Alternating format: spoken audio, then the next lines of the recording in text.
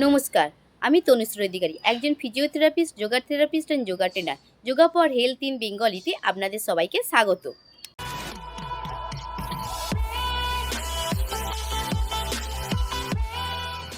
আজকের বিষয় হচ্ছে হজমের সমস্যা দূর করব কিভাবে। আজকে আমি একটা সহজ যোগাসন দেখিয়ে দেব, যার মাধ্যমে তোমরা হজমের সমস্যা দূর করে ফেলতে পারবে খুবই সহজে। কী যোগাসন, চলো দেখে নিই। এইটা হচ্ছে বজ্রাসন। এই পা মুড়ে হাঁটুর উপরে হাত রেখে এইভাবে বসে থাকতে হবে 5 মিনিট। এইটা তোমরা যদি করতে পারো তোমাদের হজমের সমস্যা দূর হয়ে যাবে খুবই সহজে।